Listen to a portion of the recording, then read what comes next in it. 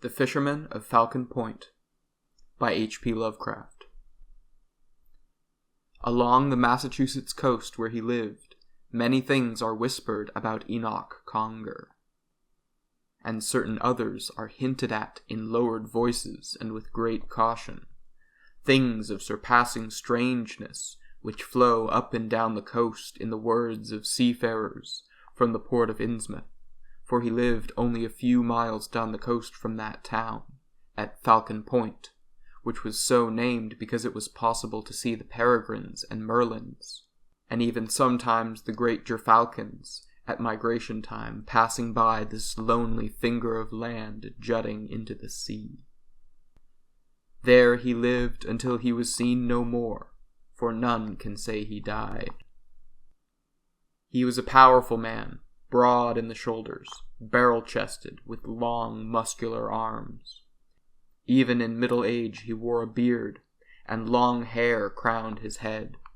His eyes were a cold blue in color, and set deep in his square face, and when he was clad in rain-proof garments with a hat to match, he looked like someone who had stepped from an old schooner a century ago. He was a taciturn man, giving to living alone in a house of stone and driftwood, which he himself had constructed on the wind-swept point of land, where he heard the voices of gulls and terns, of wind and sea, and, in season, of migrants from far places passing by, sometimes invisibly high. It was said of him that he answered them, that he talked with the gulls and terns, with the wind and the pounding sea, and with others that could not be seen, and were heard only in strange tones like the muted sounds made by great batrachian beasts unknown in the bogs and marshes of the mainland. Conger made his living by fishing, and a spare one it was, yet it contented him. He cast his net into the sea by day and by night, and what it brought up he took into Innsmouth or Kingsport, or even farther to sell.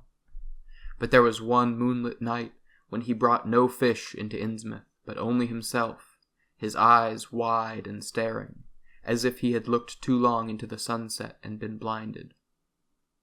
He went into the tavern on the edges of town, where he was wont to go, and sat by himself at a table drinking ale, until some of the curious who were accustomed to seeing him came over to his table to join him, and, with the aid of more liquor, set his tongue to babbling, even though he talked as though he spoke but to himself, and his eyes did not seem to see them. And he said he had seen a great wonder that night. He had brought his boat up to Devil Reef more than a mile outside Innsmouth, and cast his net, and brought up many fishes, and something more, something that was a woman, yet not a woman, something that spoke to him like a human being, but with the gutturals of a frog, speaking to the accompaniment of fluting music, such as that piped from the swamps in the spring months, something that had a wide slash of a mouth but soft eyes, and that wore, beneath the long hair that trailed from her head, slits that were like gills, something that begged and pleaded for its life, and promised him his own life, if ever the need came upon him. "A mermaid," said one with laughter. "She was not a mermaid," said Enoch Conger, "for she had legs, though her toes were webbed, and she had hands, though her fingers were webbed, and the skin of her face was like that of mine, though her body wore the color of the sea." They laughed at him and made many a jest, but he heard them not. Only one of their number did not laugh, for he had heard strange tales of certain things known to old men and women of Innsmouth from the days of the clipper ships and the East India trade, of marriages between men of Innsmouth and sea-women of the South Pacific Islands, of strange happenings in the sea near Innsmouth. He did not laugh, but only listened, and later slunk away and held his tongue, taking no part in the jesting of his companions. But Enoch Conger did not notice him any more than he heard the crude baiting of his tavern companions going on with his tale, telling of how he had held the creature caught in the net in his arms, describing the feeling of her cold skin and the texture of her body, telling of how he had set her free and watched her swim away and dive out of sight off the dark mound of Devil Reef, only to reappear, and raise her arms aloft to him, and vanish forever. After that night Enoch Conger came seldom to the tavern, and if he came, sat by himself, avoiding those who would ask him about his mermaid, and demand to know whether he had made any proposal to her before he had set her free. He was taciturn once more. He spoke little, but drank his ale and departed. But it was known that he did not again fish at Devil Reef. He cast his net elsewhere, closer to Falcon Point, and though it was whispered that he feared to see again the thing he had caught in his net that moonlit night, he was seen often standing on the point of land looking out into the sea, as if watching for some craft to make its appearance over the horizon, or longing for that tomorrow which looms forever but never arrives for most searchers for the future, or indeed for most men, whatever it is they ask and expect of life. Enoch Conger retired into himself more and more, and from coming seldom to the tavern at the edge of Innsmouth, he came not at all,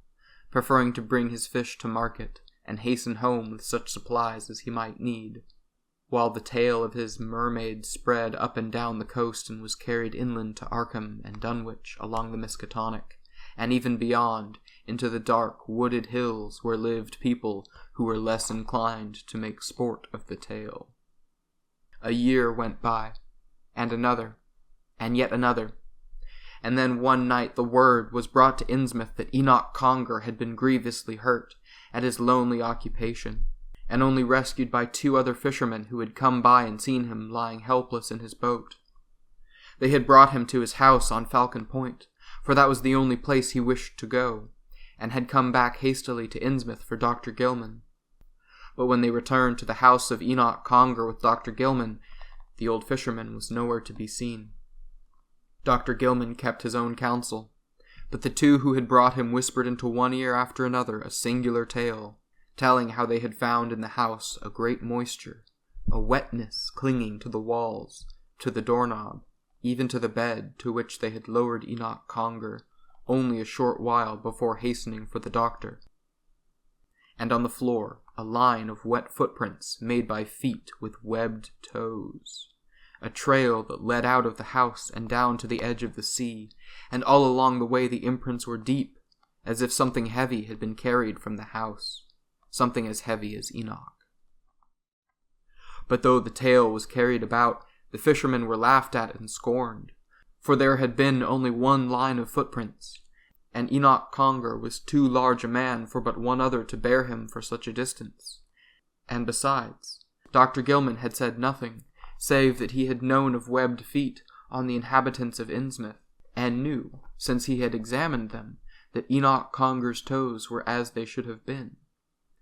And those curious ones who had gone to the house on Falcon Point to see for themselves what was to be seen, came back disappointed at having seen nothing, and added their ridicule to the scorn of others for the hapless fishermen, silencing them, for there were those who suspected them of having made away with Enoch Conger, and whispered this, too, abroad. Wherever he went, Enoch Conger did not come back to the house on Falcon Point, and the wind and the weather had their way with it, tearing away a shingle here and a board there, wearing away the bricks of the chimney, shattering a pane, and the gulls and terns and falcons flew by without hearing an answering voice, and along the coasts the whispers died away, and certain dark hints took their place, displacing the suspicions of murder and some deed of darkness with something fraught with even greater wonder and terror. For the venerable old Jebediah Harper, patriarch of the coastal fishermen, came ashore one night with his men and swore that he had seen swimming off Devil Reef a strange company of creatures, neither entirely human, not entirely batrachian, amphibian creatures that passed through the water half in the manner of men and half in the manner of frogs, a company of more than 200, male and female. They had passed close to his boat, he said, and shone in the moonlight, like spectral beings risen from the depths of the Atlantic, and, going by, they had seemed to be singing a chant to Dagon, a chant of praise, and among them he swore he had seen Enoch Conger, swimming with the rest, naked like them, and his voice too raised in dark praise. He had shouted to him in his amazement, and Enoch had turned to look at him, and he had seen his face. Then the entire school of them, Enoch Conger as well, dived under the waves and did not come up again. But, having said this, and got it around, the old man was silenced, it was told, by certain of the Marsh and Martin clan who were believed to be allied to strange sea-dwellers. And the Harper boat did not go out again, for afterwards he had no need of money, and the men who were with him were silent too. Long after, on another moonlit night, a young man who remembered Enoch Conger from his boyhood years in Innsmouth returned to that port city and told how he had been out with his young son, rowing past Falcon Point in the moonlight, when suddenly, out of the sea beyond him, rose upward to his waist a naked man, so close to him he might almost have touched him with an oar, a man who stood in that water as if held aloft by others, who saw him not, but only looked towards the ruins of the house on Falcon Point, with great longing in his eyes, a man who wore the face of Enoch Conger. The water ran down his long hair and beard, and glistened on his body, and was dark where beneath his ears he appeared to wear long slits in his skin. And then, as suddenly and strangely as he had come, he sank away again. And that is why, along the Massachusetts coast near Innsmouth, many things are whispered about Enoch Conger, and certain others are hinted at in lowered voices.